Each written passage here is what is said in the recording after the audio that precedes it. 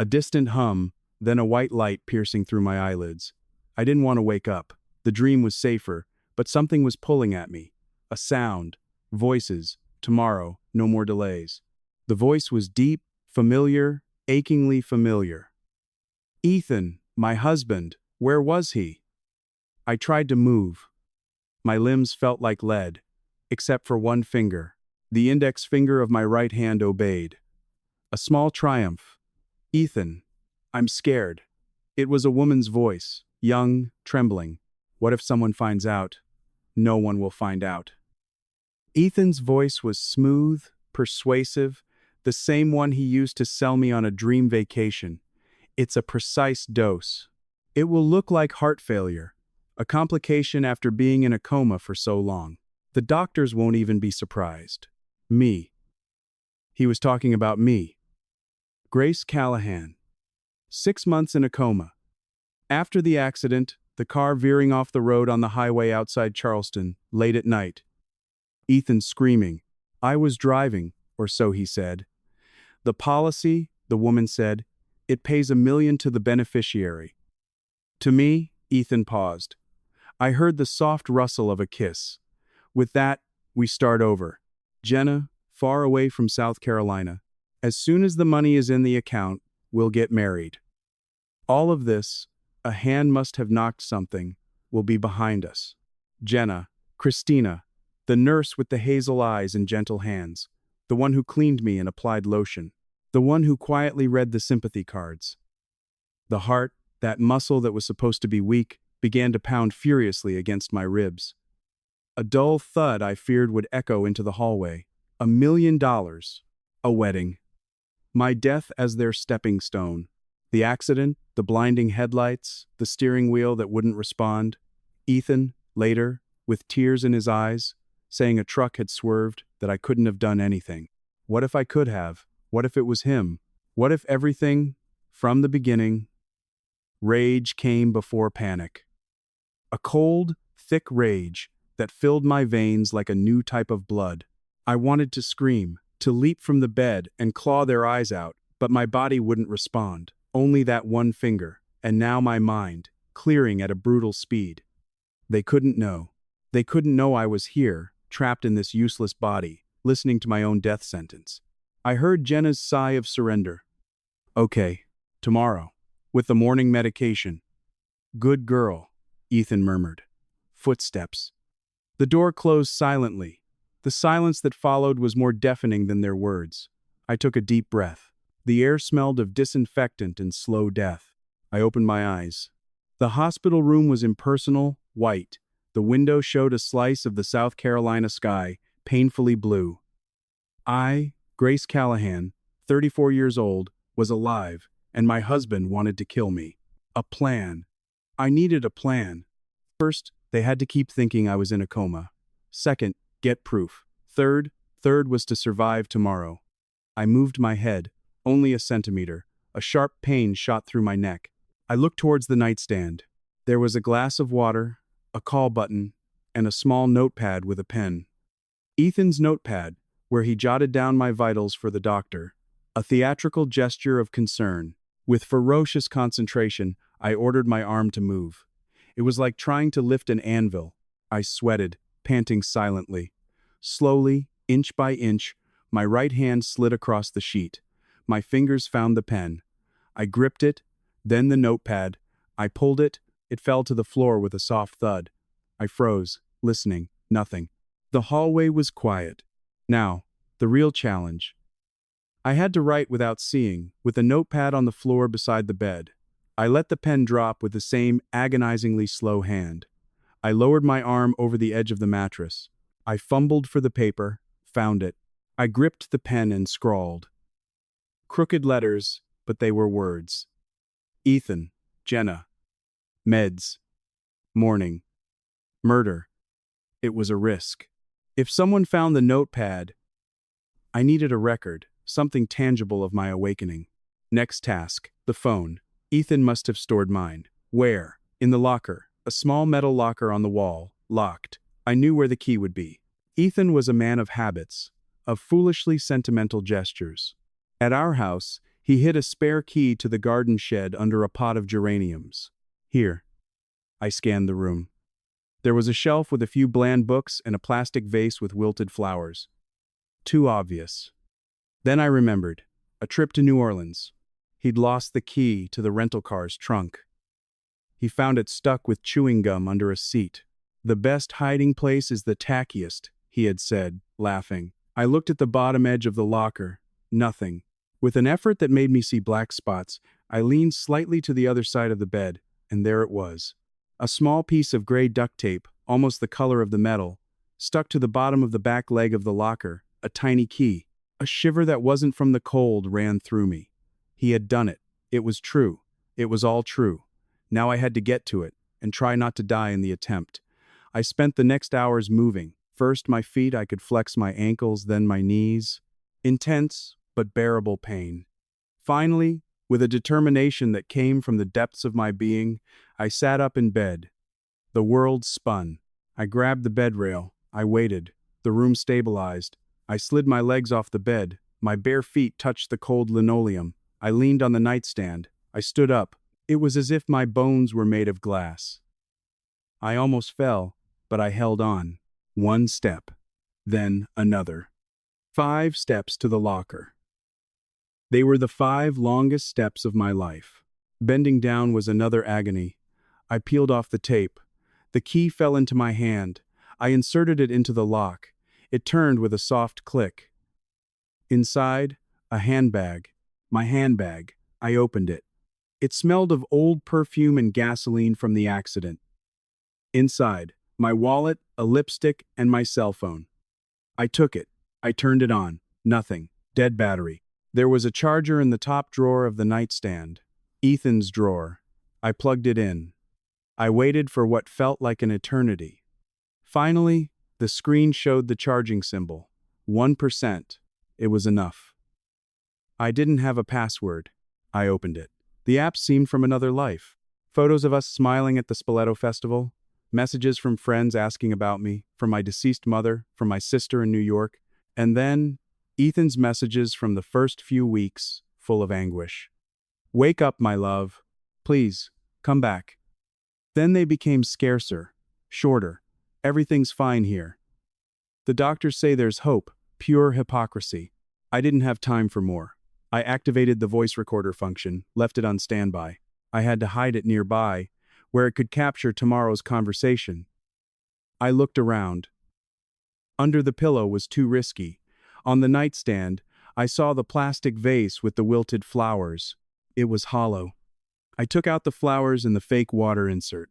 I wrapped the phone in a tissue from the nightstand and slipped it inside the vase. I clumsily placed the flowers back on top from the bed. It looked normal. Now, to get back. The return to bed was even harder. My strength was failing. Finally, I collapsed onto the mattress, gasping. I reinserted the IV line into my arm, making sure it looked like it had never moved. I hid the notepad with the note under the mattress. The key, I returned it to its hiding place under the locker. I lay down, closed my eyes. My body was a map of pain, but my mind was a hurricane. Tomorrow, Jenna would come with the medication. Ethan would probably be nearby, watching. I had to make them give me the medicine or pretend to take it. But what if it was an injection? No. The morning shift medication was oral, given through the nasogastric tube. I vaguely remembered it from before the coma. I could manipulate it. I had to be able to. What if I couldn't? What if the dose was immediately lethal? No, I couldn't let fear paralyze me. I was already paralyzed. Now I had to be smarter, colder than them. I thought of Jenna, her trembling hands. Her, I'm scared. She was the weak link. Maybe I didn't need to confront Ethan yet. Maybe I could use Jenna, scare her, make her doubt. But I needed something more. Irrefutable proof. The recording might work if it caught something clear, but I needed names, details. Sleep wouldn't come. I listened to every hospital noise. Every footstep in the hallway made my heart race. Finally, the sky outside the window began to lighten from a dark blue to a pale gray. The sound of a breakfast cart in the hallway. Voices of nurses changing shifts. My door opened. It wasn't Jenna, it was Arthur, the custodian, an older, quiet man who mopped the floor every morning. "Good morning, ma'am," he mumbled, as he always did. He swept under the bed, emptied the trash can. His eyes passed over me without seeing. To him, I was just another piece of furniture. Suddenly, he stopped. He glanced at the door, making sure it was closed. Then he approached the bed. His voice dropped to a rough whisper. "Miss Jenna and your husband." He paused, swallowed. "They talk a lot. In the cleaning supply closet. Down the hall. I clean in there." He looked at me, and for the first time, his eyes seemed to truly see me. Not the comatose patient, but me. There was a deep fear in them. "Be careful," he whispered. Then he took his mop and left as quickly as he had entered. Arthur knew, or at least suspected, and he was afraid. Why tell me? Out of compassion? Or because he was also a piece in this game and was scared? It didn't matter. It was a thread I could pull. Soon after, the door opened again. This time, it was the footsteps I was expecting, soft, deliberate, and the rustle of a nurse's uniform. Jenna came in. She was smiling, but it was a tense smile painted on her face. In her hands, she carried a small metal tray. On it, a syringe filled with a clear liquid and a small vial of pills. "Good morning, Grace," she said with a voice that was too cheerful. "Time for our medication, okay?" Behind her, in the doorway, Ethan's silhouette appeared, impeccable in a light-colored suit. His eyes watched me, cold and calculating. Waiting for the end. Jenna approached, preparing the syringe to connect to my tube. Her hands trembled slightly. This was the moment. I, Grace, the living dead. I opened my eyes and looked directly at her. My open eyes froze her. The syringe stopped in midair, inches from the tube. The color drained from Jenna's face, leaving a chalky white. Her lips parted in a small, silent O. "Grace," she managed to stammer. "Are you the door?" Ethan's voice, sharp as a knife, cut the air. "What's wrong?" I didn't take my eyes off her. I couldn't. She was my shield, my screen against him. I concentrated all my strength, all my rage, into an expression not of joy or relief, but of absolute confusion, of empty disorientation. I let my dry, aching eyes rest on her without a trace of recognition. I blinked slowly, like a newborn facing the light. "Jenna, what's happening?" Ethan's footsteps drew closer. I felt his presence at the foot of the bed, dense and oppressive. The nurse swallowed, her training, her years of instinct, clashing with panic. She looked into my eyes, searching for a glimmer of consciousness. I offered only a glassy stare, lost in nothingness. "Nothing, Ethan, nothing," she said, forcing a calm voice. "Just a reflex. It happens sometimes. Involuntary movements." Her hand, still holding the syringe, trembled visibly. "And the eyes?" Ethan's question was a barely veiled threat. "That can happen too. It's part of the vegetative state. It doesn't indicate consciousness." Jenna turned to him, and in her gaze, I saw a desperate plea. "I promise you, she's not awake." He came closer. His cologne, an expensive woody scent I had always liked, enveloped me, making me nauseous. His cold fingers touched my cheek. "Grace, honey, can you hear me?" His voice was sweet, cloying, the voice he used with difficult clients. I didn't react. My gaze drifted from Jenna to the blank wall, expressionless. I held my breath so my chest would continue to rise and fall, with the same artificial regularity as before. He watched me for a long minute, then sighed. A sigh that was meant to sound like relief, but to my ears sounded like disappointment. "God, you scared me. I thought—" He didn't finish the sentence. He turned to Jenna, lowering his voice. "The medication." She looked at the syringe, then at me.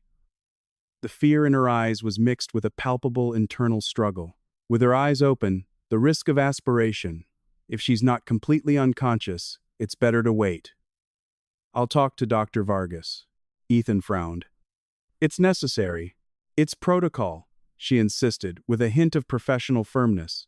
If something goes wrong, they would ask questions.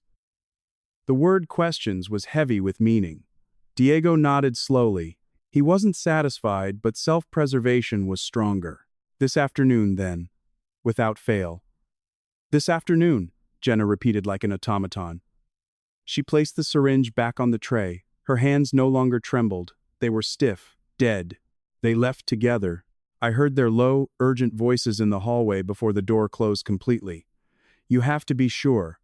I know, Ethan, but if she's waking up, she can't wake up. Do you understand? The door closed. I was left alone, my eyes still open, staring at the same spot on the wall. Only when I was sure their footsteps had faded did I allow a single tremor, a release of rage and relief, to run through my body. I had done it. For now, but the deadline was shorter. This afternoon, I had hours. Arthur, the custodian. He knew something and had warned me. He was my only possible ally within these walls. I had to get to him before fear made him disappear. And I needed Claire. Claire Thompson, my cousin and, more importantly, a lawyer, the most brilliant and ruthless in the family. If anyone could move heaven and earth without making a sound, it was her. But I couldn't call her from the room's phone. Ethan would check it. My cell phone, hidden in the vase. It had low battery, and I couldn't risk using it for a long call. A short, cryptic message that only she would understand. I waited for Dr. Vargas's rounds. A distracted man, always in a hurry, while he listlessly listened to my chest. I, with my eyes closed, moved my left hand under the sheets toward the edge of the mattress. I searched for the pen I had hidden there after writing in the notebook. I had it. When he left, it was time for my bath. A burly aide lifted me with a hoist and took me to the adjacent bathroom. It was my moment. While the water ran and the woman was distracted preparing a towel, with infinitesimal movements, I took out the pen and wrote on the palm of my hand, which I kept half hidden. Claire. Danger. Don't trust E. Vase. The letters were crooked, almost illegible. If anyone else saw it, it would mean nothing. Back in bed, I waited for Arthur. This time he didn't mumble a greeting. He worked quickly and silently. When he passed near my bed, I let my hand fall outside the sheet, palm up. He stopped. His old, tired eyes looked at my hand. He read the message. His gaze met mine for a fraction of a second. I blinked slowly and deliberately, once. A sign of recognition, of complicity. He nodded, almost imperceptibly. With the cloth he was carrying, he wiped the edge of the nightstand, and in the movement, brushed against my hand, erasing the ink letters. Then he continued with his work, but as he was leaving, he dropped a small, folded piece of paper onto the sheet near my arm. When the door closed, I picked it up. It was a piece of brown paper torn from a bag. In shaky capital letters, it said, Throw's Vials Clinical Waste. I saved one. Storage 3. Watch out, C is watching you. My blood ran colder. Jenna disposed of the vials in the clinical waste. Arthur had saved one. Proof. And the final warning. Watch out. C is watching you. Claire? Or maybe Carmen? Another nurse? No, not yet, Jenna. He had proof. And a place. Storage 3. I had to get that vial. But first, Claire. With a superhuman effort, when the aide left, saying she was going to get a clean sheet, I slid to the edge of the bed. I reached the vase and took out the phone. It had 5% battery. With clumsy fingers, I opened the messaging app. I searched for Claire, using only my index finger. Slowly and heavily, I wrote, Awake. Ethan wants me dead. Don't call. Come this afternoon. Bring new phone and charger. Don't be seen. Vase. I sent it. The message showed. Delivered. I turned off the phone and hid it again. My heart was pounding so hard I was afraid the monitors would pick it up. Now, to wait. The hours passed with agonizing slowness. Every footstep in the hall was Ethan. Every opening door was Jenna with the final syringe. But it wasn't. In the afternoon, after Ethan's brief and falsely affectionate visit, where he told me how much he missed me while his eyes scanned every monitor for a sign of alarm, general visiting hours began. And among a group of relatives with flowers, she appeared. Claire. She wore large sunglasses and a scarf over her head, as if trying to be inconspicuous, which, given her natural elegance, was impossible. She carried a bouquet of lilacs, my favorite flowers. Her solemn, beautiful face showed no emotion when her eyes saw me in the bed. But as she approached, I saw a flash of steel, of understanding. "Hey, cuz," she said softly, placing the flowers in the vase. Her skilled hands took out the wilted flowers and arranged the new ones. In the movement, her fingers brushed the inside of the vase. They felt the phone. A quick blink told me she had found it. She left it there. Among the lilacs was a small paper package, a new phone, and a small charger. "I spoke with the doctor," she said in a louder voice, "for anyone who might be listening. They say there's some hopeful brain activity." Her eyes bored into me. "So you have to fight, Grace, okay? Fight with all your might." I squeezed her hand weakly. It was a voluntary movement, small but clear. Her fingers responded with a strong, fleeting squeeze. "Anything else?" she murmured, leaning in as if to fix my pillow. Her voice was a thread of air in my ear. "The accident. I've been looking at the police report. It's very clean. Too clean. A friend of Dad's, a forensic mechanic, is missing photos of the brakes and the insurance. Ethan has already started the process for total permanent disability. A preliminary step before death." Her voice broke for an instant, not with sadness, but with rage. "It's a race, Grace, and he's ahead." I couldn't answer. I just looked at her, and in that look, I think she saw it all. My fear, my rage, my determination. "I'm going to investigate. Quietly. Don't trust anyone here. Understood? No one." Her gaze swept the room, distrustful. "I'll be back tomorrow with more flowers." She left. The new phone and charger were now hidden among the lilacs in the vase. A tool. A lifeline. Now, the vial. Storage 3. I needed to get out of this room, and Arthur was the key. Late in the afternoon, he returned to empty the trash. This time, when he approached, I had the brown paper note in my hand, with a new word written on it. "Help me, go storage 3. He read it, paled, and shook his head quickly, scared. I wrote again, pressing the pen hard. "She threatens you. I will protect you. Proof." He looked at the message, then at the door. Fear and a spark of hope wrestled on his face. Finally, he nodded. He pointed to his wristwatch and held up 3 fingers. 3 a.m. He made a sweeping motion and pointed to the door. He would get me out in the soiled linen cart. It was risky, insane, but it was my only chance. Night fell. Jenna didn't come with the medication. Perhaps the morning's scare had made her hesitate. Perhaps Ethan was planning something else. The uncertainty was torture. Sharp, the door opened without a sound. Arthur entered, pushing not his cleaning cart, but a larger one for soiled linens, with a bulky canvas bag. His eyes shone with panic. Without a word, with surprising strength for his age, he helped me sit up. He wrapped me in a sheet, and between the two of us, with my legs barely responding, he managed to get me to slide from the edge of the bed into the cart, onto the pile of dirty sheets. The smell of antiseptic and sweat enveloped me. He covered me with more linens.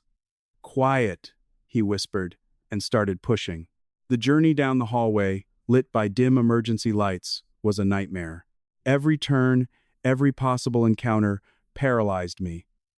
We heard distant laughter from nurses at a station, the sound of a TV in a room. Finally, Arthur opened a heavy door marked Storage 3, Non-Clinical Materials. We entered. It was a small room full of shelves, with supplies, paper, cleaners, trash bags. It smelled of bleach and dust. He closed the door and turned on a dim light. He helped me out of the cart and leaned me against a shelf. My legs were giving out, but I clung to a shelf. "I have this," he said. And from an inner pocket of his old jacket, he pulled out a small glass vial with a handwritten label. It wasn't an official hospital label. It was a generic name, but the date was from 2 days ago, and at the bottom, there were a few millimeters of a clear liquid. She threw it out with others, but this one was almost full. I can read a little. This isn't normal medicine." I took it. The vial was cold. The proof. "Why are you helping me?" I managed to whisper, my voice a rough, unused croak. Arthur looked down. My oldest daughter, her husband did things to her. He killed her. They say it was a domestic accident, but I know. I know how people who hurt others look. Your husband, he looked at me, he has that same look. And the nurse, she's scared. But fear makes people do bad things too. He was risking his job, maybe more. Thank you, was all I could say. We have to go back, he said nervously. The floor supervisor makes rounds every half hour. Before I could answer, we heard footsteps outside, voices, a nervous female laugh. Jenna. I just want to make sure everything is ready for tomorrow. The dose is calculated. It can't fail. It was her. And the old janitor? Ethan's voice, low and cold, came from further down the hall. He won't say anything. I told him if he talks, I'll report his son for stealing hospital supplies. The kid has a record. He got scared. Arthur looked at me, horrified. I clutched the vial to my chest. The footsteps were getting closer. They were going to enter the storeroom. The footsteps stopped right on the other side of the door. The doorknob turned. Arthur shoved me behind a tower of disposable glove boxes. He himself crouched by the laundry cart, grabbed a mop, and began cleaning the floor with exaggerated movements, quietly humming an old country song. The door opened. Jenna entered first. Her eyes scanned the storeroom, passing over the boxes, stopping for a moment on Arthur. Working late, Arthur? The floor manager wants everything spotless for tomorrow's inspection. Miss Jenna, he said without stopping his mopping, his voice shaky but believable. I'm just about done. Ethan appeared in the doorway. He didn't fully enter. His elegant silhouette seemed out of place in that space, full of buckets and bleach. Is everything ready? He asked Jenna, ignoring Arthur completely. Yes. In the medication fridge, in the restricted area, with the correct label. Tomorrow at 11, during the doctor's rounds, it's administered. Jenna spoke quickly, as if she wanted to get out of there. But Ethan, after this morning, the eyes, we should wait another day to be safe. There are no more days, Jenna. Ethan's voice lost all its sweetness. It was flat, metallic. The insurance paperwork is at a critical point. Any sign of improvement, no matter how small, could delay everything, or worse, invalidate it. It has to be tomorrow. But if she's waking up, then all the more reason to hurry. His whisper was a furious hiss. Or, do you want to explain to the insurance company why the beneficiary got out of bed right before the payout? Jenna didn't answer. She bit her lip. Besides, Ethan continued, lowering his voice even more, it's not just the insurance. There are other commitments. The account in Delaware needs that liquidity. I already explained it to you. The account in Delaware. The words hung in the bleach-filled air. What account? What commitments? I know, Jenna murmured, defeated. Tomorrow then. Good. Now go. And you, he said to Arthur, finish up and get out. Diego didn't wait for an answer. He turned, and his footsteps echoed down the hall. Jenna sighed, cast one last look at the storeroom, her eyes passing over my hiding spot without stopping, and left, closing the door. Arthur stopped mopping. We remained motionless, listening. The footsteps faded in different directions. We have to get out of here now, Arthur gasped. No, I said, and my voice sounded strangely firm in the dim light. A bold, dangerous plan had just formed in my mind. I need you to take me to the medication fridge in the restricted area. He looked at me as if I had gone mad. You're crazy. It's impossible. There's a keypad, and only the head nurse and pharmacy Jenna has the code, I interrupted. And she just said where what I need is. In the fridge, with the correct label. Tomorrow at 11. I looked at him intently. Arthur, I can't wait until tomorrow. If they give me that medicine, I will die. And you will be the only person who knows the truth. Do you think Ethan and Jenna will leave you in peace then? He paled. He understood. It wasn't just my life at stake. It was his. What do you want to do? He asked, resigned. Swap them. The lethal medicine for something else. Something harmless. My eyes scanned the shelves. There's saline solution here. Yes, in large bags for equipment cleaning. Get a sterile syringe. Draw up some saline. Take me near that fridge. When Jenna, or whoever, opens the door, we'll create a distraction. I'll switch the vials. It's madness. More madness than dying here. I'll give you the vial he gave me. This is what they want to put in me. You helped me get it. Help me use it. He closed his eyes for a moment. When he opened them, there was a grim determination in them. He nodded. The next 20 minutes were a delirious tension. Arthur helped me back into the soiled linen cart. He took a syringe and a small bag of saline from an unlocked cabinet. He filled the syringe with the clear liquid and gave it to me. I hid it in the folds of my gown. Then he pushed the cart out of storage 3 and down a less trafficked side hallway. There was a numeric keypad. I don't know the code, Arthur whispered desperately. I observed it. There was a thin layer of dust on the keys, except for 4 numbers, 0, 3, 7, and 9. And on the edge of the door, almost imperceptible, a tiny smudge of red nail polish, the same red Jenna wore. Try 3,709, I said. Arthur looked at me in disbelief, but pressed the numbers. A soft click. The door opened a crack. The interior was a small, cold anteroom with an industrial refrigerator and shelves of medication. Arthur helped me out. I leaned against the wall, trembling. He opened the fridge. The cold air hit my face. On the central shelf, in plain sight, was a tray with several vials prepared for the morning rounds. One of them had a label with my name and room number. Potassium chloride. High concentration. A lethal dose if administered intravenously. Quickly, with hands that didn't tremble, I took the vial. The coldness of the glass calmed me. I took out the syringe with the saline. Carefully, I drew up a volume similar to the lethal liquid and injected it into the vial. Arthur had given me the one containing the proof. Then, with the potassium chloride vial, I did the opposite. I withdrew its lethal contents and kept it in the used syringe, which I wrapped in a tissue and put in my gown pocket. Finally, I filled the official vial with clean saline from Arthur's syringe. The label was the same, the contents were not. "What are you doing?" Arthur murmured, horrified. Turning the tables, I whispered.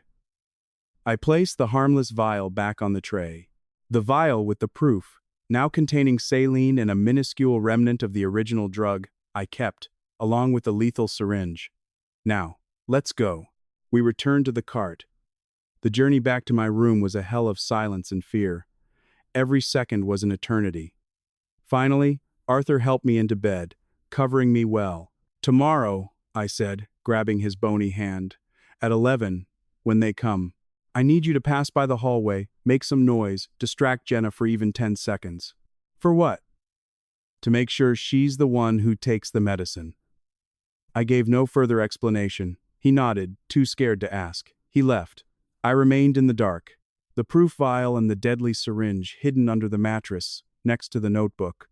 The new phone from Claire, now charged, was in my hand under the sheets. I sent a quick message. "Tomorrow, at 11. I need you to call the room exactly at that time. Say you're from the bank.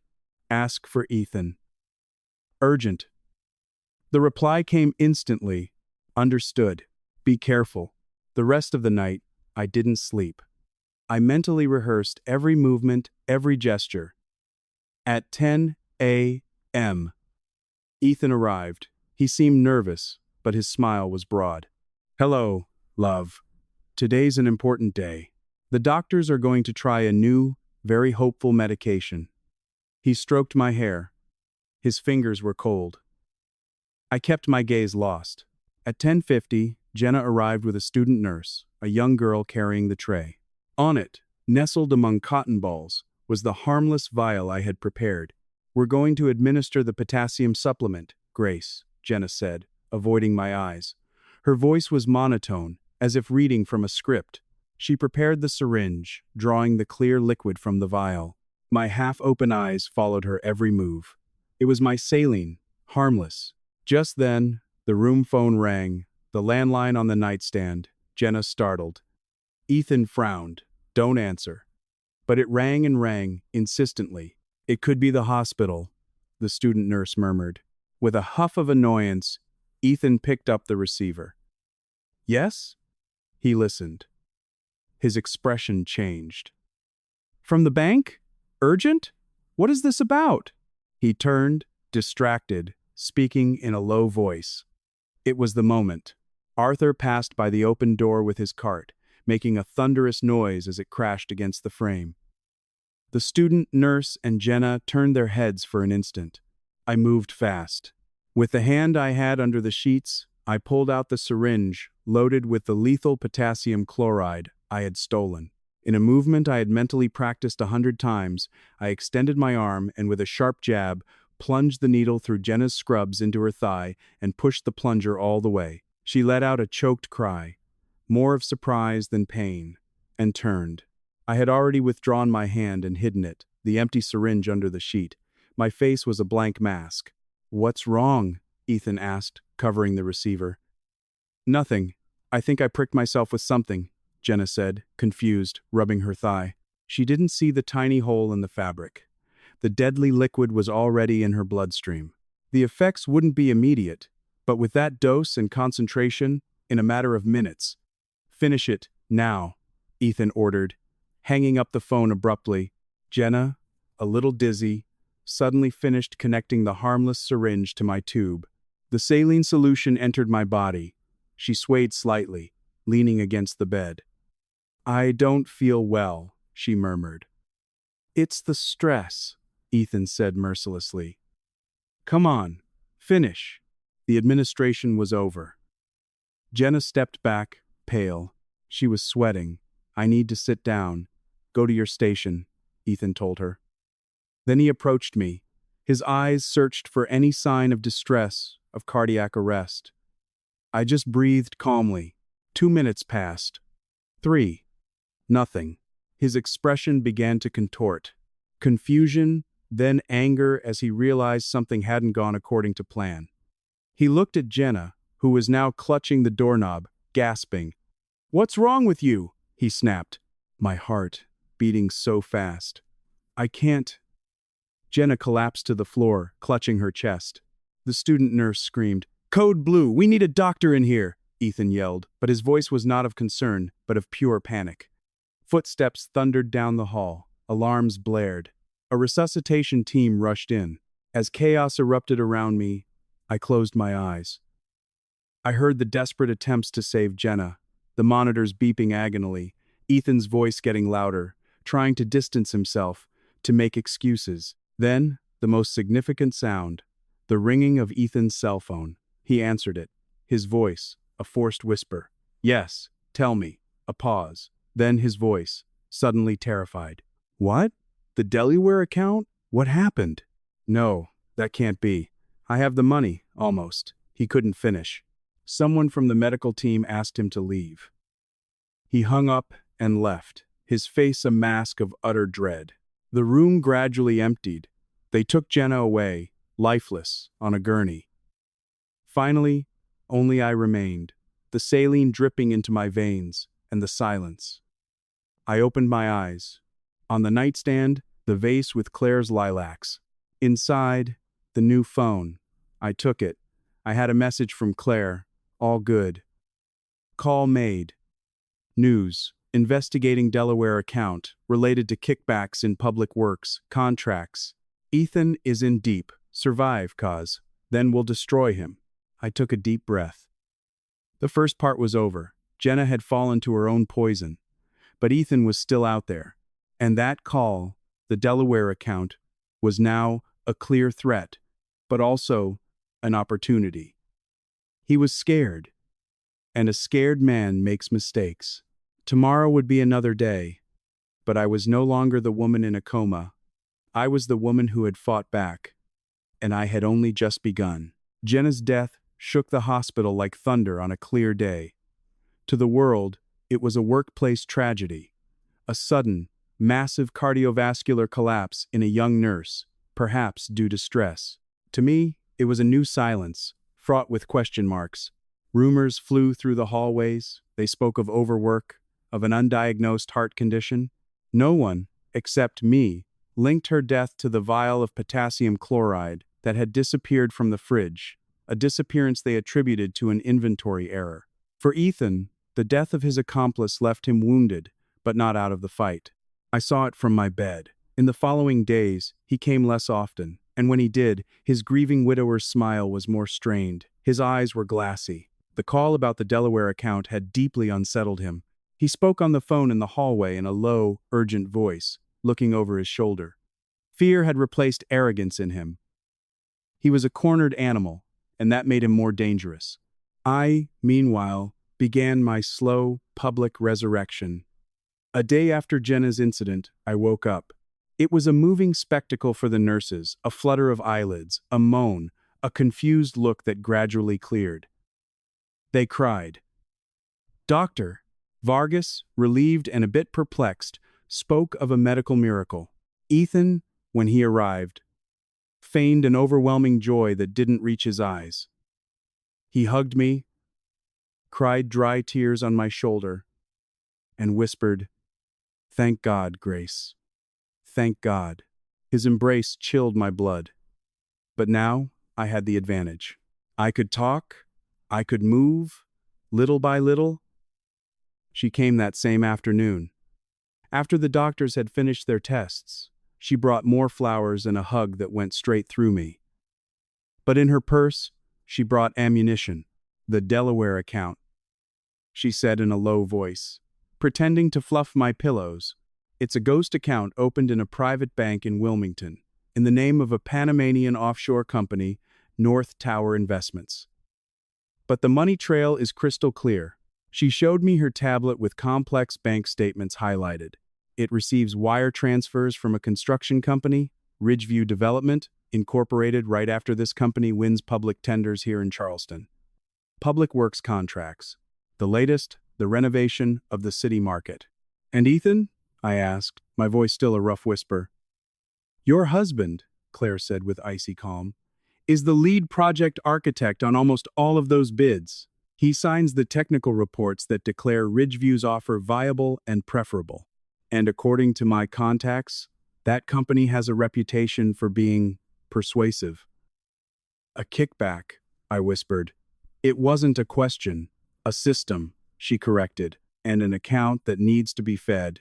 $1 million from your life insurance would have been very handy. The last transfer to the account was 3 months ago.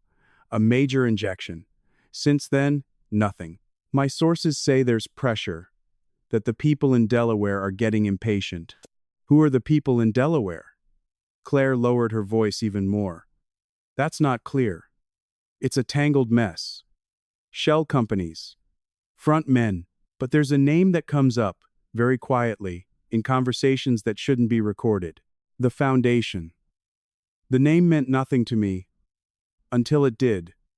Dad's accident," I said suddenly, the memory hitting me like a fist. 8 years ago, my father, a municipal works inspector with a reputation for integrity, died after falling from scaffolding on a Ridgeview development site. A tragic work accident. The investigation found no negligence, but my father, in the weeks before, had been nervous. He spoke of pressure, of rigged bidding documents. I was on my honeymoon with Ethan. He was the one who accompanied me, who held me, who handled all the paperwork. Claire nodded slowly. Her eyes were like ice. "I've been thinking about that, and I've been reviewing it. The site where your father died was the first major contract Ridgeview won in Charleston, the one that opened the doors for them. And the report that closed the accident investigation was signed by an expert who is now a consultant for the same construction company. The world closed in around me. It wasn't just my life, it was my father's too. Ethan didn't just want to kill me for money. Perhaps he also wanted to silence any questions I might ask, any memory that might connect the dots. Had he been involved in my father's death? Was our marriage, from the very beginning, part of a larger, more sinister plan? "We need proof," I said, and my voice sounded strange, metallic, not just wire transfers, something that ties him to it directly, something physical. "I know," Claire said, "but now you're vulnerable. He knows you're awake. He won't try another medication, but there are other ways. Accidents happen in hospitals, falls, infections." She took my hand. "You can't stay here. And where do I go?" I can barely walk. We're working on that, she said, but her expression wasn't entirely confident. 2 days later, I met Frank. He appeared in my room with a bouquet of magnolias, my mother's favorite flowers. He was a man in his late 50s, strongly built, but with a deep weariness in his eyes. Dressed in a slightly outdated sport coat, he claimed to be an old family friend of my father's, who had been away and, upon hearing of my awakening, wanted to visit. Ing was present. His distrust was palpable. "I don't recall ever meeting you, sir," he said, polite but cold. "Frank Miller," the man said with a tired smile. "I was in the engineering program with your father-in-law at the Citadel. It's been years since I've been back to Charleston. It was a shame about Tony. A great man." My father's name, spoken so naturally, slightly disarmed Ethan. He nodded grudgingly and said he was going for a coffee, leaving me with the family friend. As soon as he was gone, Frank's smile vanished. He approached the bed. His voice dropped to a rough, urgent whisper. "Listen to me, Grace. I don't have much time. Your husband is in trouble, serious trouble."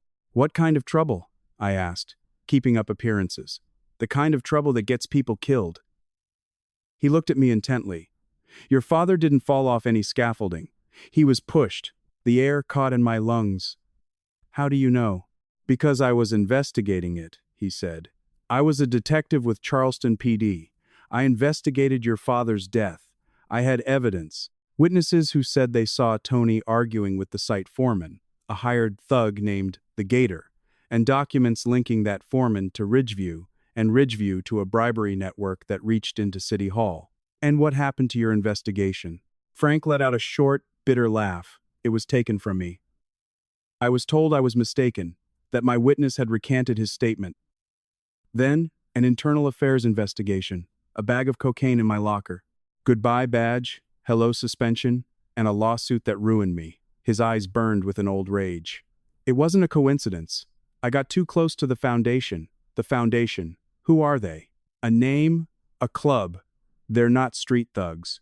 They're people in suits, lawyers, architects, like your husband, businessmen, a politician or two. They meet at a private lodge, do their business, and if someone gets in the way, well, you know what happened to your father. And to me, and Ethan is one of them?" Frank nodded slowly. "Not a major player. A useful pawn. He gets them contracts with his rigged technical reports. In return, they let him play at being rich and clear the path for him, like with your accident." "My accident." My heart was pounding. "You drive a white Honda Civic, right?" I nodded. "The report says the brakes failed, due to wear, but a friend of mine, a mechanic, took a look at the wreck before they junked it. The wear was too uniform, as if they had been filed down. It's not proof, but he didn't need to finish. I knew it in my bones. I knew it. Why are you telling me all this now?" I asked. "It could be dangerous." "Because your father was an honest man," he said simply. "And because I have nothing left to lose. Cancer is eating me from the inside out. But before I go, I want to see some of them fall. And you're the key." Ethan is scared. The nurse's death has made him nervous, and the Foundation doesn't like nerves. If he falls, he might drag others down. What should I do? Get out of here. That's the first thing. This hospital isn't safe. They have people everywhere, even here. His gaze swept the room, distrustful. "Your cousin Claire contacted me. She's doing brilliant work with the money trail, but we need something irrefutable.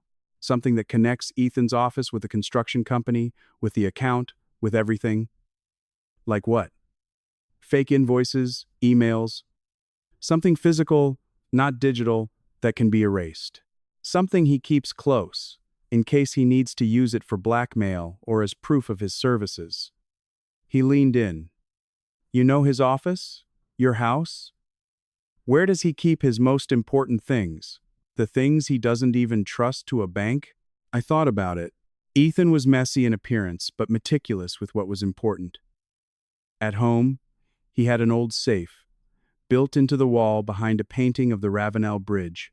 But the combination was the date of my mother's death, a low blow that now fit with his perversity. In his office at the AIA chapter building, that's where he kept original blueprints, sketches, and a green metal filing cabinet with a simple lock. He always carried the key on his keychain. In his office, I said. A green filing cabinet. Frank nodded. Good. When you can get out, we need to get to it. Claire and I will help you.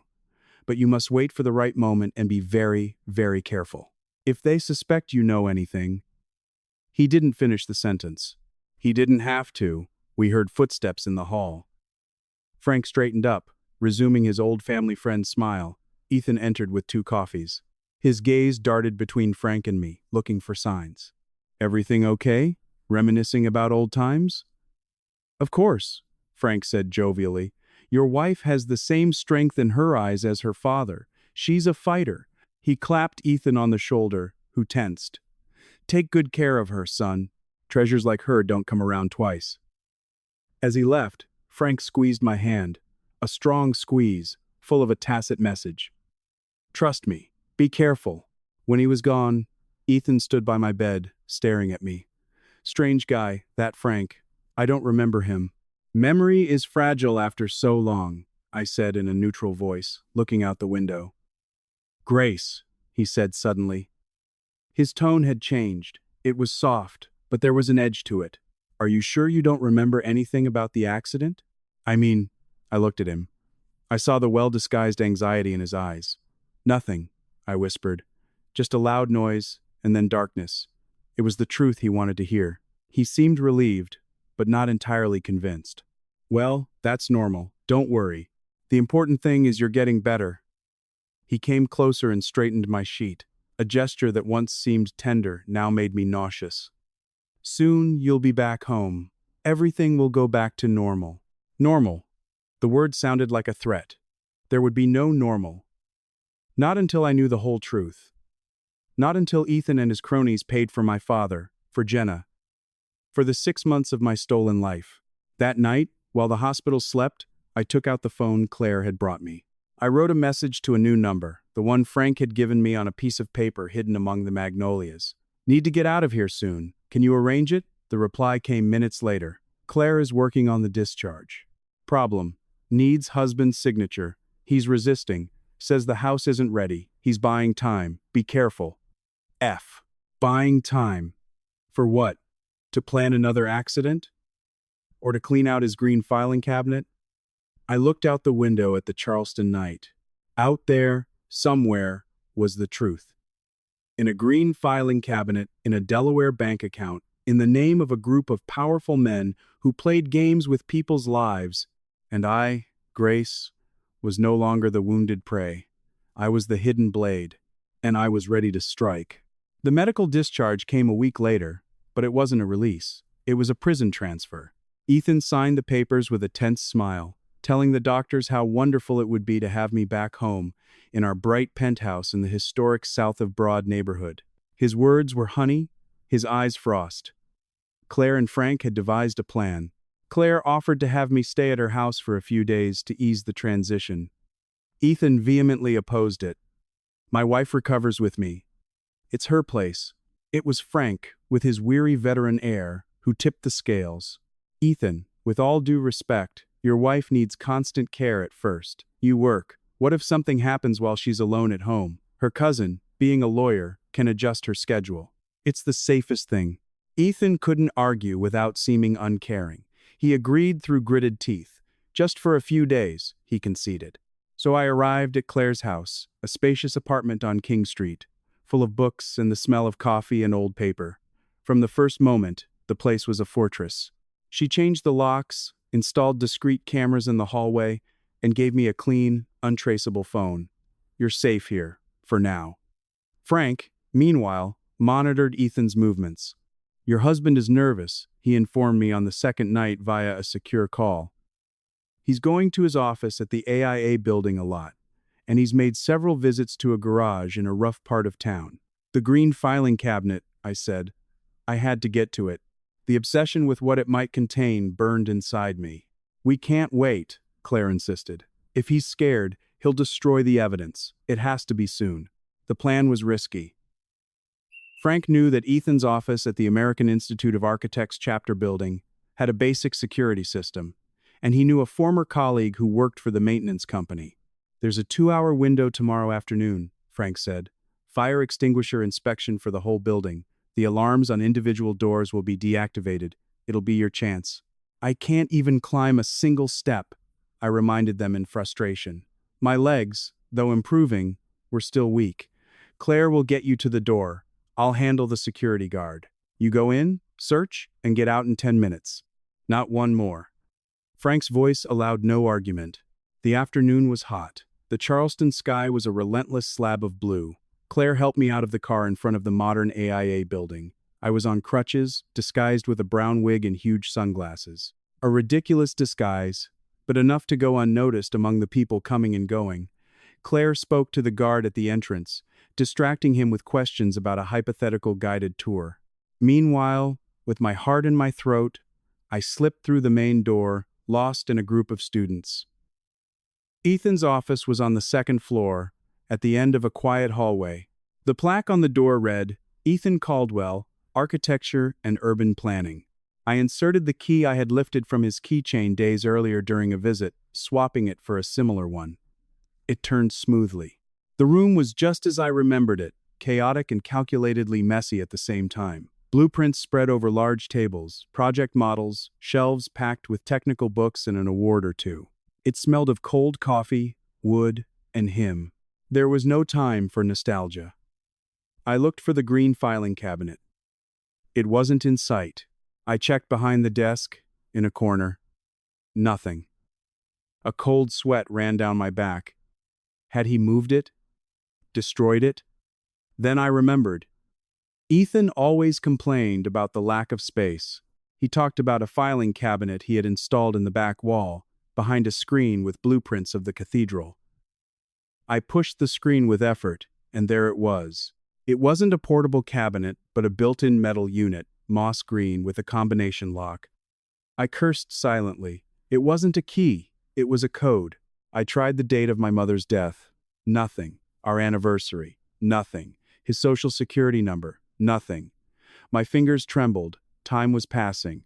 I looked around desperately. On his desk, among dirty coffee mugs, was a photo of us on Folly Beach. We were smiling. I remembered that day. He had been distant, constantly taking calls. Underneath the photo, as a paperweight, was a strange, flat rock with a white stripe. I picked it up. It was unusually heavy for a stone. I turned it over. On the underside, in tiny numbers written with a black marker, 621, June 21st, the day I met Ethan, during the Spoleto Festival, a date he always said was the start of his luck. With trembling hands, I dialed 621 on the combination wheel. A soft click. The door opened. Inside were not just folders, but objects. My gold watch, which I thought was lost in the accident. A bracelet of my mother's. And a small silver locket with a filigree of jasmine flowers. I gasped. It was the locket my mother always wore, the one that disappeared the day of her funeral. Ethan said it might have fallen off at the cemetery. I took it. The silver was cold. And then, a flash, a memory not from my mind, but from my body. The smell of Ethan's cheap cologne on our first date. A taste of sweet tea and a voice, my mother's voice, weak in her hospital bed, years before my father's accident, whispering something I never quite understood. "Be careful with the June sun, Grace. Sometimes it burns more than it illuminates." She had tried to warn me. She had suspected something about Ethan, even then. I shook my head. There was no time for this. I searched through the folders. Names of municipal projects, City Market Rehabilitation, Eastside Metropolitan Park, Historic District Special Plan. In each one, technical reports signed by Ethan and handwritten notes in the margins, figures, percentages. And alongside them, receipts for wire transfers, statements from the Delaware account with matching amounts. But there was more. Photos. Photos of construction sites with red circles marking defects, cracks, low-quality materials. And attached notes, remind V to meet specs or leverage in case of problem. It was a blackmail file. Ethan not only took bribes for favorable reports, he kept proof of Ridgeview Development's corner cutting to use if necessary. It was a very dangerous double game. At the back of a folder marked Personal Projects, I found an unlabeled manila envelope. Inside, there were no papers. There was an old-fashioned key, the kind for a solid door, with a plastic tag that read Cypress Lodge, and a worn black and white photo. In it, a group of men posed next to an old car. I recognized my young father, smiling, with his arm around another man's shoulders. That other man had Ethan's eyes. It was his father, Richard Caldwell. On the back, a date, the 15th of May, 1998, and a note in my father's handwriting, with Richard. After the damn report, an honest man, the world stood still. Ethan's father, Richard, had been a civil engineer. He died of a heart attack when Ethan was a teenager. He always said it was a sudden, tragic death. But in that photo, my father called him an honest man. And the damn report? I vaguely remembered a scandal, decades ago, about embezzlement in a dam project in the Blue Ridge Mountains. My father had been an expert witness in the investigation, and Richard Caldwell had been involved. Had my father been the one to expose him? The pieces were starting to fit together in a way that chilled my soul. It wasn't just money, it was revenge. Ethan hadn't married me for love, or not only for love. He had married the daughter of the man who had perhaps ruined his father. And now he was completing the circle. A noise in the hallway startled me. Quick, determined footsteps. Not a janitor's. I recognized the rhythm. It was Ethan. Panic paralyzed me for a second. I couldn't go out the door. I'd run right into him. I looked around. There was a hidden door in the wood paneling that I always thought was a supply closet. I opened it. It wasn't a closet. It was a small, windowless room, an old server room or archive, full of boxes and cables. I slipped inside and closed the door just as I heard the key turn in the main office lock. I stood in the darkness, barely lit by the crack under the door, holding my breath. I heard Ethan enter. He cursed under his breath. His steps went straight to the filing cabinet. He must have noticed the screen was moved. He opened the cabinet. A heavy silence. Then, a sharp bang, like a fist against metal. "Someone's been in here," he muttered to himself, his voice thick with icy rage. He took out his phone, dialed a number. "Yeah, it's me. We have a problem." A pause. He was listening. "No, it's not the police. Not yet, anyway. But someone's been through my files. Yes, the important ones." Another pause. "I don't know. It could be her. Yes. Grace is more awake than we think." My blood ran cold. He suspected. "Yes, the hospital thing was a warning, but this is different. If she finds the rest, if she connects it to her father." He trailed off, listening. His breathing became agitated. "What? When? You didn't tell me it was so soon." His tone was one of genuine panic. "And the payment?" "I need more time." "The insurance still?" "Yes." "I know what happened to Jenna. It was an accident, a stupid one. No, I'm not losing my nerve. But, yes, the foundation thinks I'm a risk. No, I won't. I'll do what has to be done. Tonight, at the lodge, I'll bring everything." "Yes, the old stuff too. The father's stuff. We'll burn everything. And Grace, they'll take care of it." "Understood." He hung up. There was a deep silence, then the sound of papers being ripped from folders, of things being hastily stuffed into what sounded like a briefcase or a bag. The filing cabinet slammed shut. The footsteps moved away. The office door opened and closed. The key turned twice. I remained motionless in the darkness for several minutes, trembling. What I had just heard was worse than I imagined. The foundation wasn't a distant shadow. They were here, applying pressure, and Ethan was going to meet them, that night, at the Cypress Lodge. He was going to bring the old stuff, the evidence against them, or against my father. And the most terrifying phrase, "And Grace, they'll take care of it." It wasn't just Ethan. It was an organization, and they had issued an order for me. I stumbled out of my hiding place. The office was a mess. The filing cabinet was mostly empty. He had taken almost everything, but in his haste, he hadn't checked everything. On the floor, next to the wastebasket, a single loose page had fallen. It was a photocopied invoice from Ridgeview Development for architectural consulting services, with a signature I recognized Ethan's.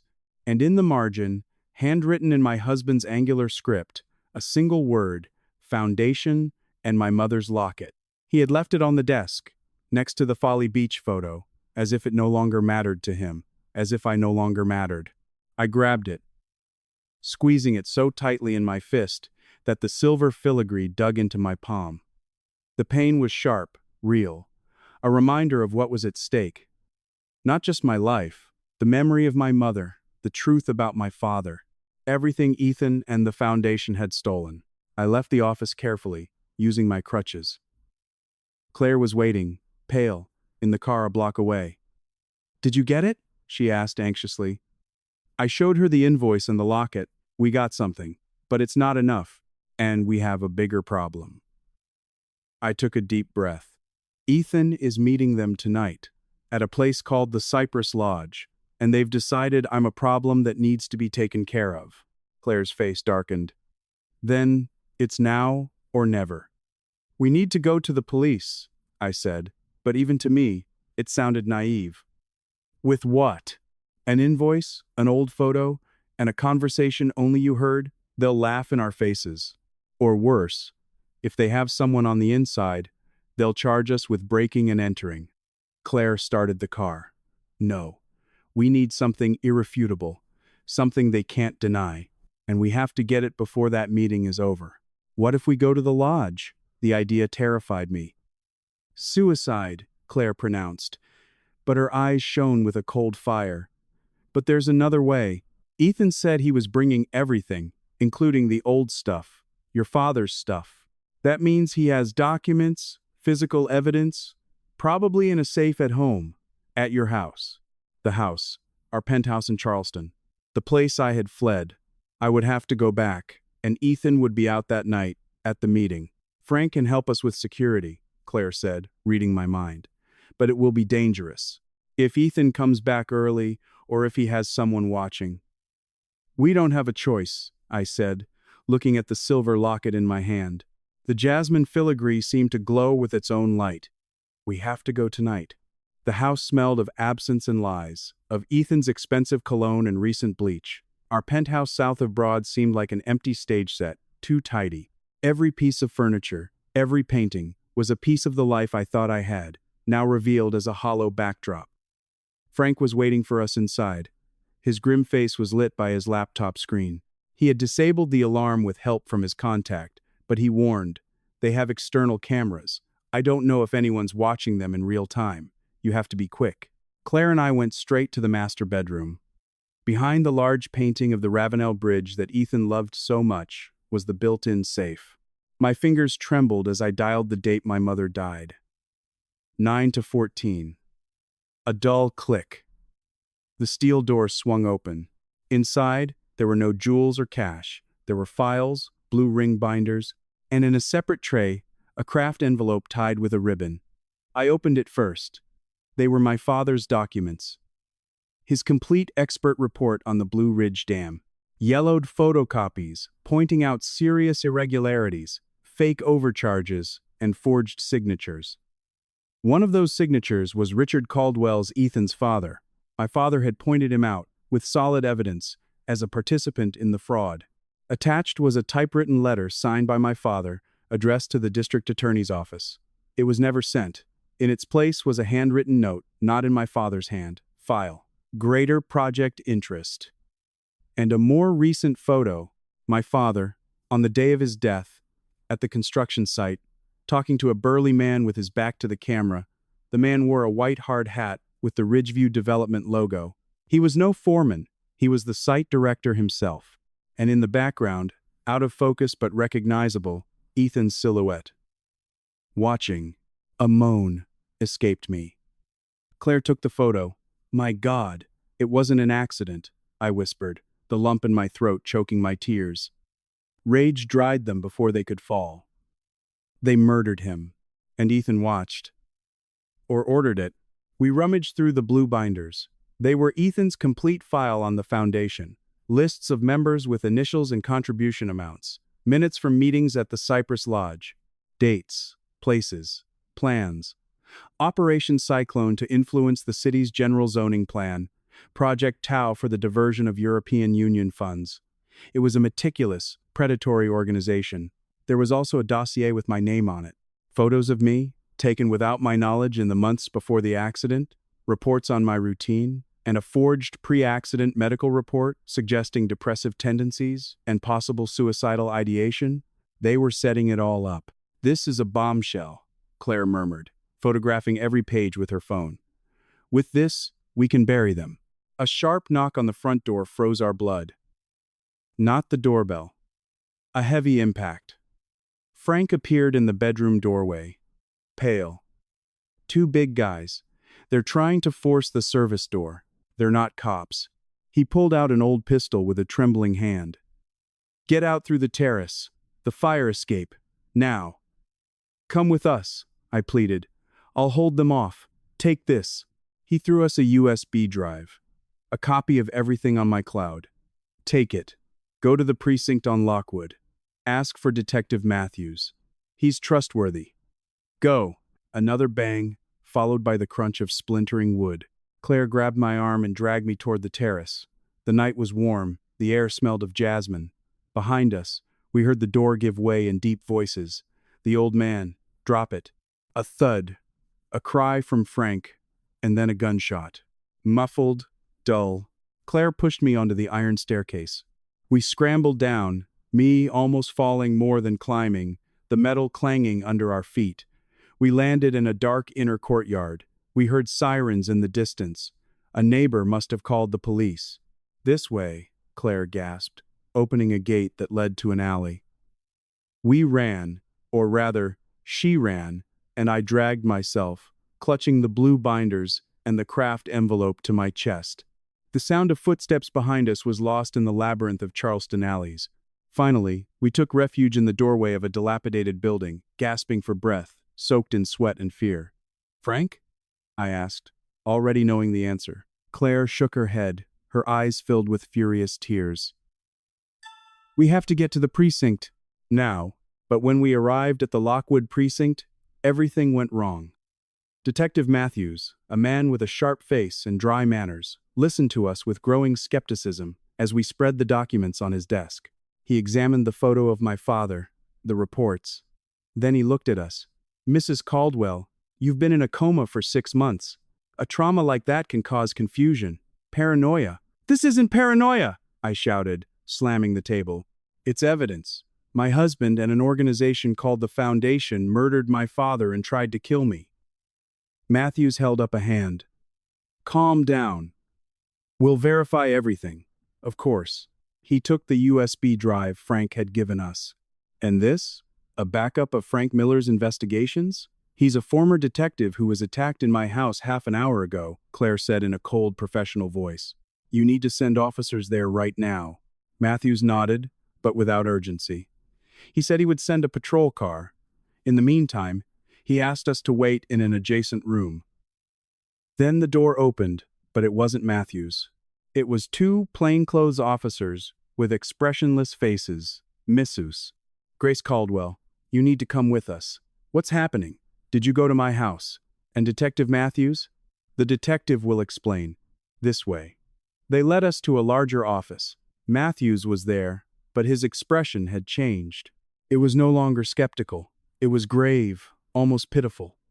On the table now was a plastic evidence bag with an object inside. I recognized the vase from my hospital room, the one with the lilacs. It was broken. "Mrs. Caldwell," Matthews said without preamble, "we received an anonymous tip, a serious allegation. This afternoon, at MUSC Hospital, this was found hidden in the room of the deceased nurse, Jenna Torres." He pointed to the vase. "Inside were traces of a drug, high-concentration potassium chloride, and your fingerprints are all over it. The world dissolved. That's impossible. That vase was in my room, with my flowers. Flowers that, according to the records, were brought to you by your cousin, attorney Claire Thompson." Matthews looked at Claire. "We've reviewed the security footage from that hallway. You, Miss Thompson, were in Nurse Torres's room the day before her death.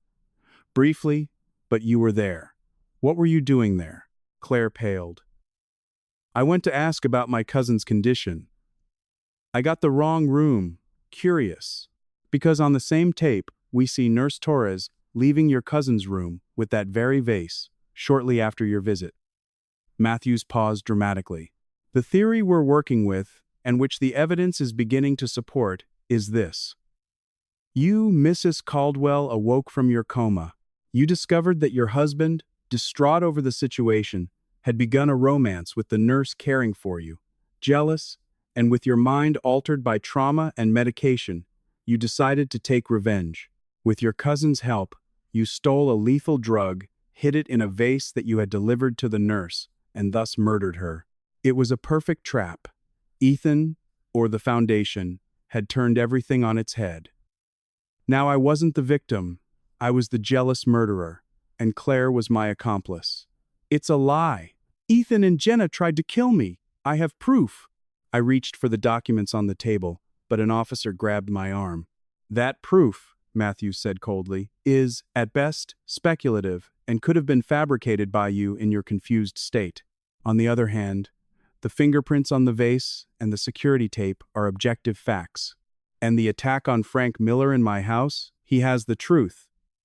Mr. Miller, Matthews said, consulting a report, was found unconscious in his home, the victim of an apparent robbery.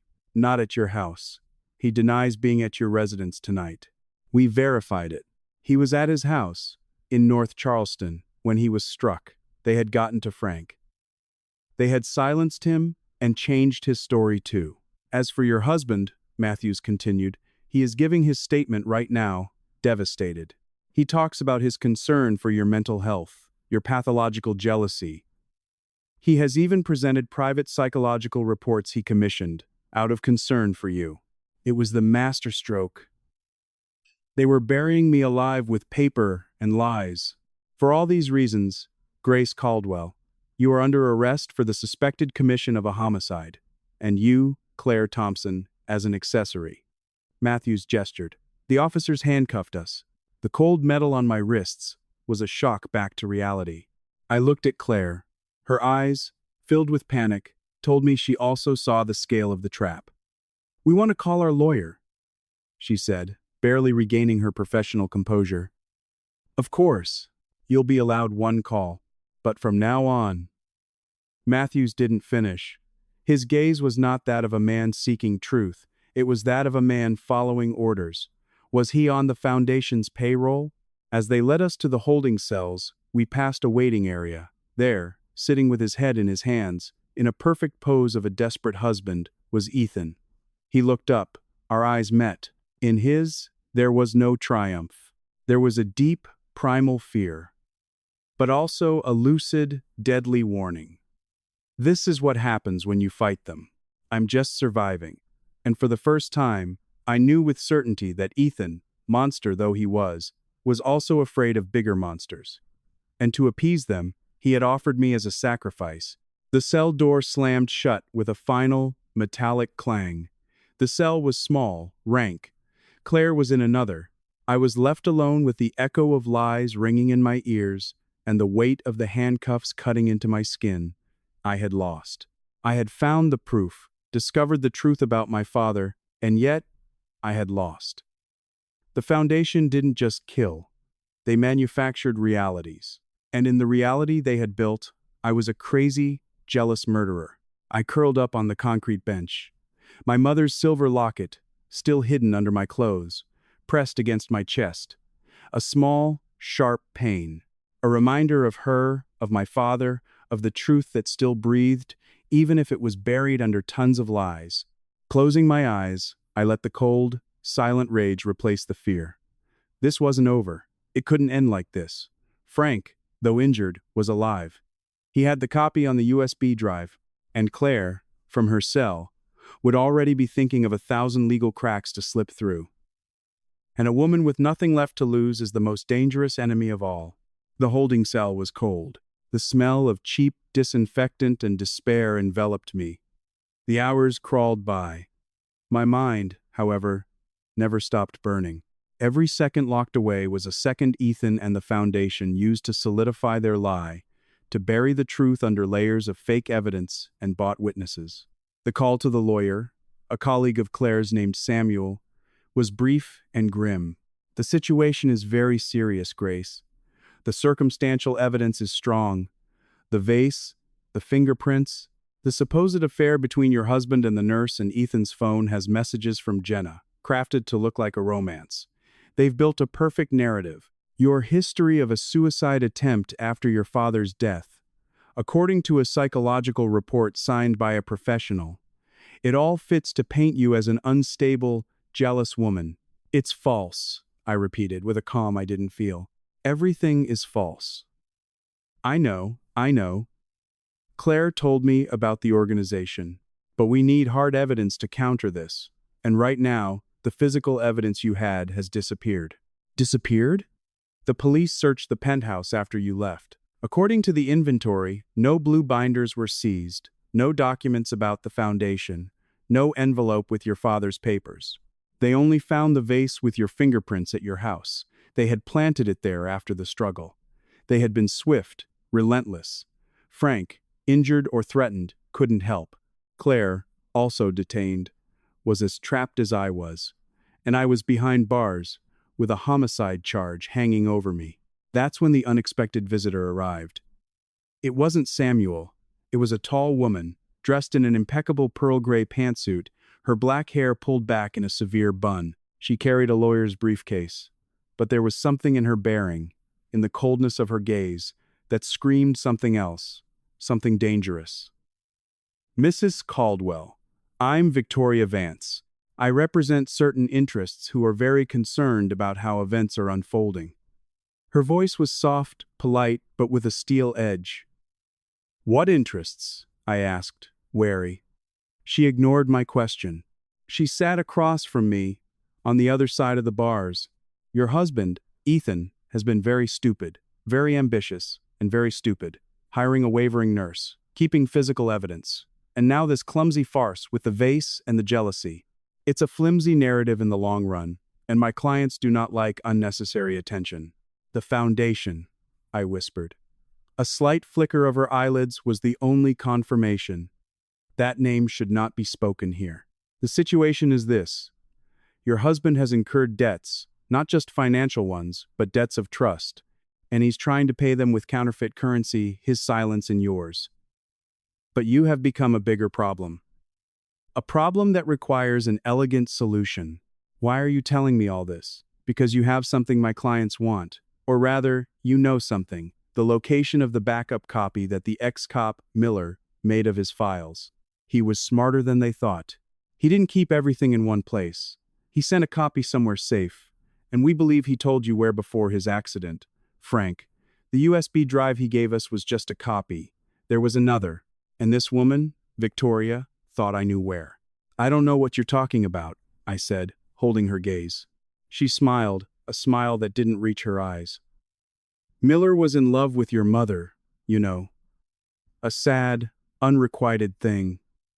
That's why he investigated your father's death so doggedly, and why he left you a memento? A locket, isn't it? Instinctively, my hand went to the silver locket hidden under my sweater. How did she know? It's pretty, isn't it? Jasmine filigree, very Charleston. My client remembers your mother always wearing it. Says it has a secret compartment, very small. For a nitroglycerin pill, perhaps. Or for a microchip. I froze. The locket. Frank hadn't given it to me. I had found it in Ethan's filing cabinet. Was it a trap, or was there more to it? Victoria leaned in. Here is my offer, Grace. Tell me where the other copy is, the real one. We will ensure the charges against you disappear. You'll be declared not guilty due to insufficient evidence. You can disappear with a new identity. Enough money, far from here, far from Ethan. And Claire? Your cousin is more complicated. She's a lawyer, she knows too much, but she could receive a light sentence. A couple of years with good behavior. Her tone was cold, calculating. Or it can be 20 years for accessory to murder. The choice is yours. It was an offer from the devil. Betray Frank, my father's memory, the truth, in exchange for my freedom and partially saving Claire. But if the Foundation got the copy, all the evidence would vanish forever, and they would remain free. Ethan would remain free. I don't know, I repeated, more forcefully. Frank didn't tell me anything about another copy. Victoria's smile faded. A pity. Then the judicial process will run its course, and I assure you, it will not go well for you. Charleston is a small town, for certain judges. She stood up. Think about it. You have until tomorrow morning. After that, my client will withdraw the offer, and your situation will become much, much more uncomfortable. She left, leaving a trail of expensive perfume and palpable threat behind her. My lawyer, Samuel, knew nothing of this visit. It didn't appear on any log. It was a direct message from the shadows. I had until morning, and I only had one clue, the locket. I waited until night. The guards were lax. I was a low-risk inmate, a jealous murderer, not a hardened criminal. Under the pretext of using the restroom, I managed a moment of privacy in a stall. I took out the locket, examined it under the fluorescent light. It was an antique silver piece, intricately worked. The jasmine flower seemed solid. I pressed, twisted, nothing. I remembered my mother's words. Be careful with the June sun. June, the month I met Ethan. The code to his safe was 621, the day we met. But this locket was my mother's. The June sun, the solstice, June 21st, 621. No. That made no sense. What if it wasn't a date, but a combination? Jasmine, the flower of the orange tree. Number of petals? It was filigree. They couldn't be counted. Frustrated, I almost threw it. Then the light hit it at an angle. In the center of the flower, almost invisible, was a tiny silver bee. Its stinger looked like a minuscule nub. With my fingernail, I pressed it. An almost inaudible click. The back of the locket, which had been smooth, slid open slightly. It wasn't a compartment for a pill. It was a tiny slot, the size of a micro SD card. My heart leaped. Here it was. Frank hadn't given it to me. It had been in Ethan's possession, in his safe. Ethan had kept it without knowing its true secret. Or, perhaps he knew, but couldn't open it. My mother must have entrusted it to Frank before she died, and he, with blind faith, had left it among Ethan's things, hoping that I, her daughter, would find the way. But I had no way to read a micro SD card. I needed a phone, a computer, and I was locked up. Time was running out. I thought of Victoria, of her offer. I could give her this, buy my freedom in exchange for the truth. But then my father and Frank would have died in vain. The next day, during my arraignment before the judge, I had a nervous breakdown. I screamed, I cried, I talked about visions of my mother. I faked a total regression. Samuel, tipped off by a note I managed to pass him, played his part, requesting an urgent psychiatric evaluation. The strategy partially worked. I was transferred to the precinct's infirmary, a white room with a bed bolted to the floor, less security. A doctor came by, gave me a mild sedative. I feigned sleep. When the young, bored-looking orderly was alone on duty, I acted.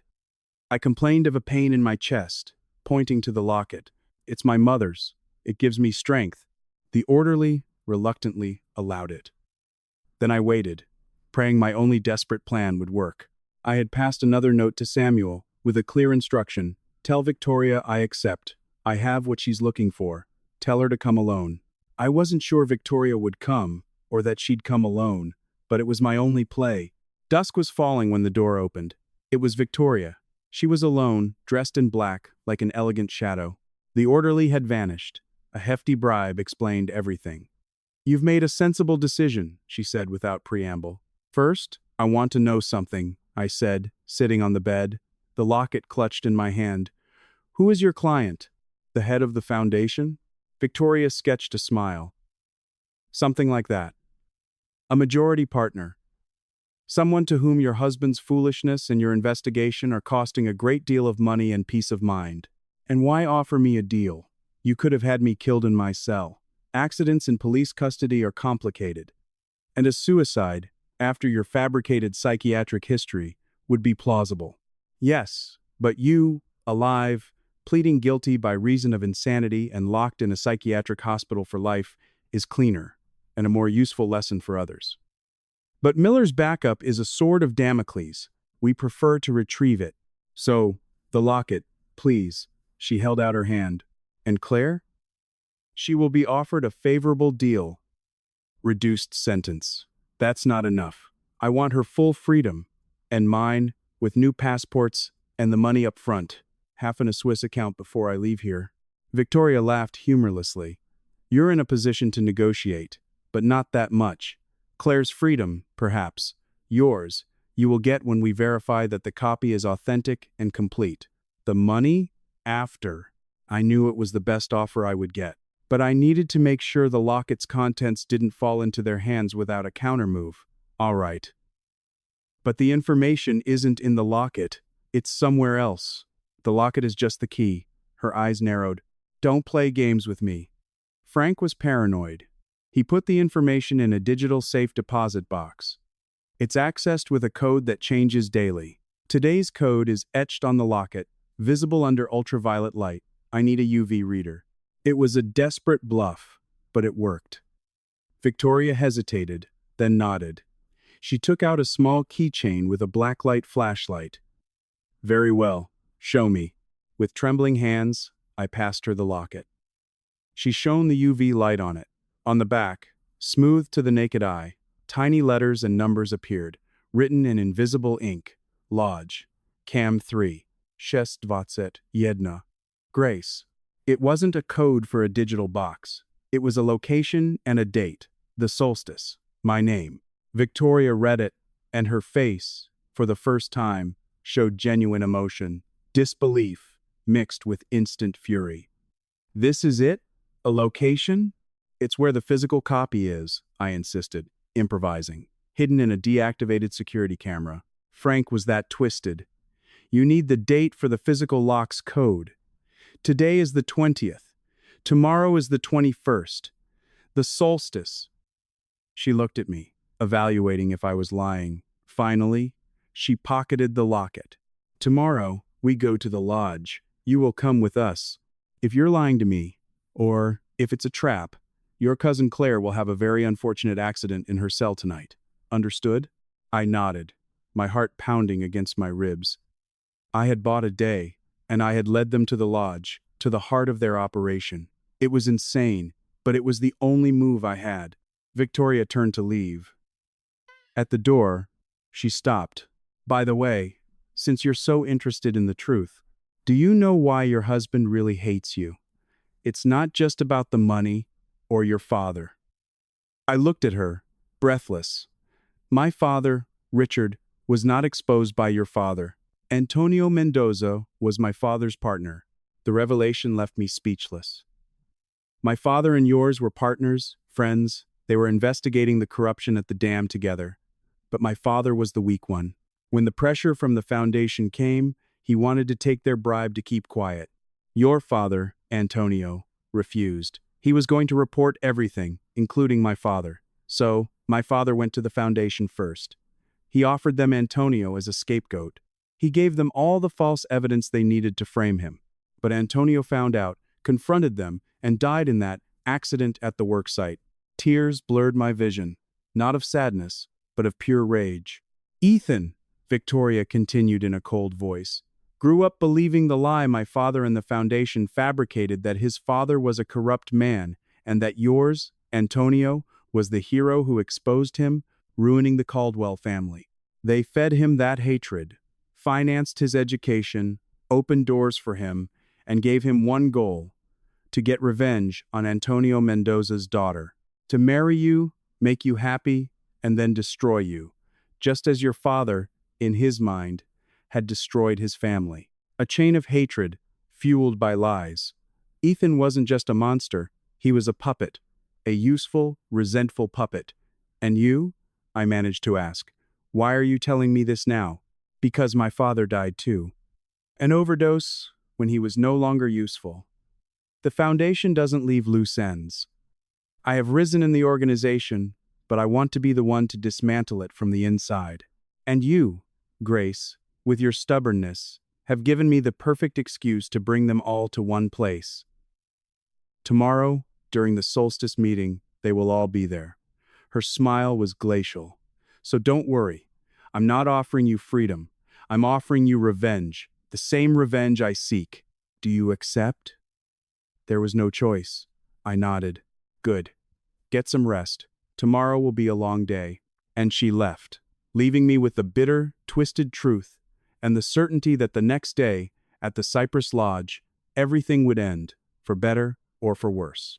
The dawn light painted the live oaks surrounding the Cypress Lodge in shades of pink and gold. A beautiful, isolated place with whitewashed walls and a slate roof, a facade of low-country peace that hid the rotten heart of the foundation. I rode in the back seat of a black SUV, flanked by two men with vacant eyes and square jaws. Victoria was up front, at the wheel, unperturbed. She now wore my mother's locket around her neck, a macabre trophy. I was in handcuffs, but with a determination that was my only weapon. Remember, Victoria said without turning as we passed through the wrought iron gates, stick to the script. You betrayed me. You confessed where the copy is to save your cousin. You're scared and you want to disappear. Do not look Ethan in the eye. Do not speak unless you're asked. The inner courtyard was spacious, decorated with pots of geraniums and a fountain. There, under a vine-covered pergola, was a meeting table, and around it, men, 8, maybe 10, expensive suits, open-collared shirts, restrained laughter. They smelled of power and impunity. I recognized a city councilman, the director of a local savings bank, the owner of Ridgeview Development, and in a corner, pale, with a glass of brandy he wasn't drinking, was Ethan. When he saw me, his glass stopped midway to his lips. His eyes widened, first with surprise, then with a quick, deep fear. Victoria took my arm firmly and led me to the center of the circle. Gentlemen, she announced in a clear voice, I present the solution to our problem. Grace Caldwell has seen reason. She brings us the location of the last copy of Miller's files. In exchange, she asks for your silence and her disappearance. An older man with a gray mustache and the air of being the leader, the boss, looked at me with contempt. And why should we believe her? She already tried to accuse her husband once. Because she has her cousin as collateral, Victoria said softly. And because she knows that without our help, she'll spend 30 years in prison for murdering that poor nurse. Her tone was convincing. The copy is hidden in the lodge's security camera system. In camera 3, the one pointing at the entrance road, Miller bribed an installer years ago. It's an independent storage unit.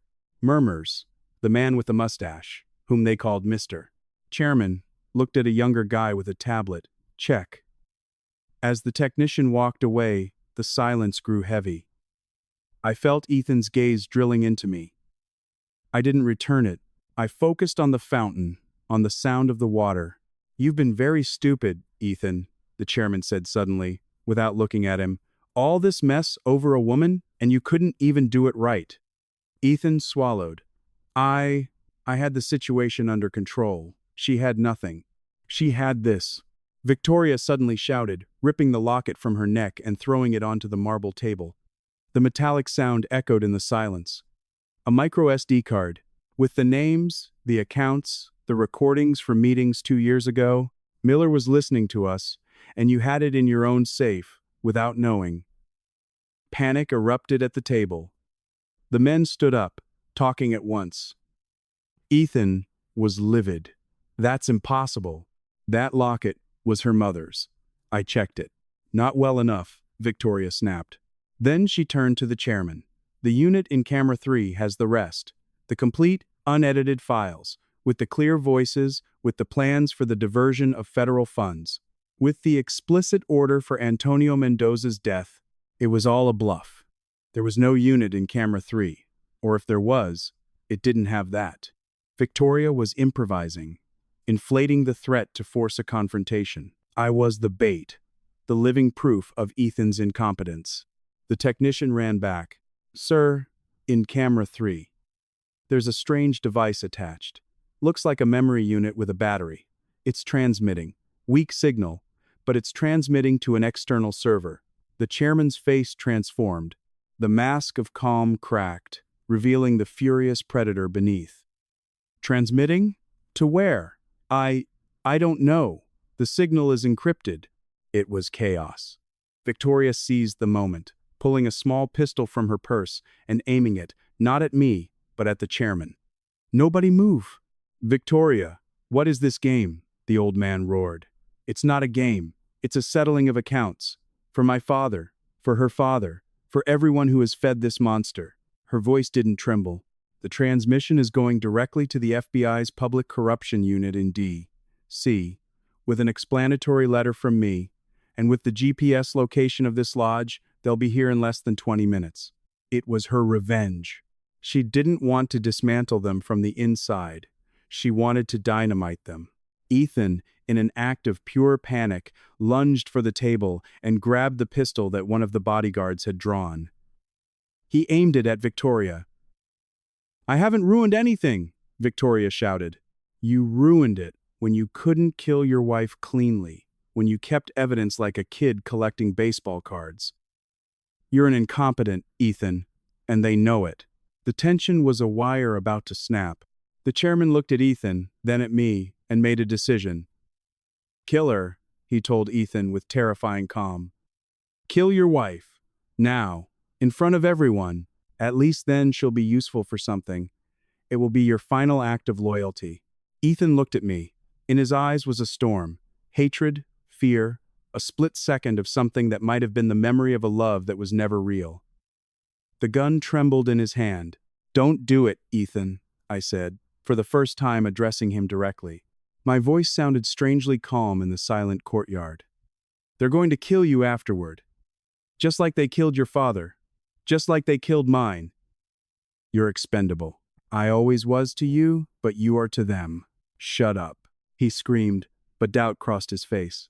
"He's right, Ethan," Victoria said in a cold voice. "Shoot her, and I shoot you. Or shoot me, and his thugs tear you apart. You don't get out of here alive." "But there is another option." "What?" Ethan's voice was a desperate thread. "Shoot him," Victoria said, nodding towards the chairman. "The boss. The one who gave the order to kill Antonio Mendoza. The one who had your father killed. Become the star witness. The U.S. Attorney's Office will give you protection. A new life." It was a lie, we all knew it, but it was the only way out his terrified mind could see.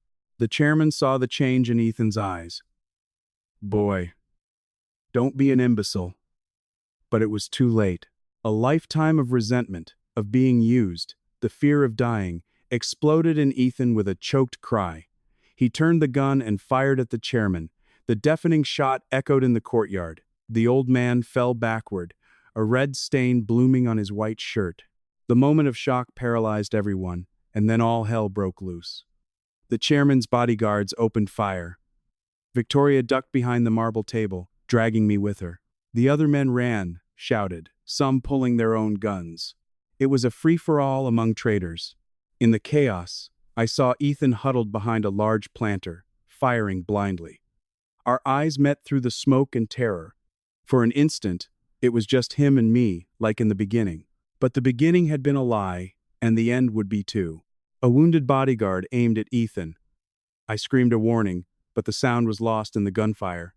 Ethan turned. He saw the barrel. His eyes widened. There was no time for anything else. The impact threw him backward, against the iron railing of the upper gallery. The old forge gave way with a metallic groan. For one eternal second, Ethan teetered on the edge, arms outstretched like a broken bird. His eyes sought mine. There was no forgiveness, no love, just a final emptiness and a glimmer of surprise, as if he finally understood the enormity of his mistake. Then he fell. The impact against the courtyard's cobblestones was sharp and final. The shootout ceased almost as quickly as it had begun. The sirens, distant at first, now sounded just down the road. Victoria stood up, bleeding from one arm, but alive. Around her, those who weren't dead or seriously wounded were surrendering or fleeing into the olive groves. I walked to where Ethan lay. I didn't touch him. His empty gaze was fixed on the blue morning sky. I felt nothing. Not relief, not sadness, just a vast silence. The silence after a storm that had lasted 20 years. Victoria limped over. The police and the FBI will be here in minutes. Your testimony will be crucial. Tell the truth, all of it. And you, I'll be gone before they arrive. I have a plane waiting. My work here is done. She looked at me. The locket, the micro SD. Is it true it has something? Not everything, but something. It's on the table. Take it. It belongs to you. I looked toward the marble table, now stained with blood and gunpowder. The silver locket gleamed among the debris. I picked it up. It was the only thing left of my mother. And now, it was also the proof that would help bury her murderers. Why did you do all this? I asked Victoria, as the first authoritative voices were heard at the entrance. Because hatred is a prison, she said, with a hint of infinite weariness. And I wanted to be free. As you will be now, and she disappeared between the columns of the lodge, like the shadow she had always been. What followed was a whirlwind of interrogations, statements, lawyers, and press. The fall of the foundation was an earthquake in South Carolina. Big names fell. Ridgeview Development went bankrupt. The truth about my father's death came to light, and he received a posthumous Medal of Valor from the city. I was exonerated of all charges. The story of the vase and the jealousy crumbled under the overwhelming evidence of the conspiracy. Claire was released, hugging me as if she would never let go. Ethan's estate, tainted, but legally mine after his guilt and death were established, was substantial. The insurance money, the sale of the penthouse, the seized assets from the organization that could be recovered. I didn't want any of it, but I saw use for it.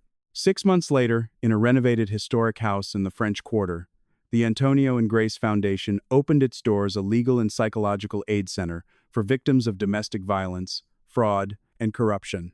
A place where justice, so elusive for me at first, could be found.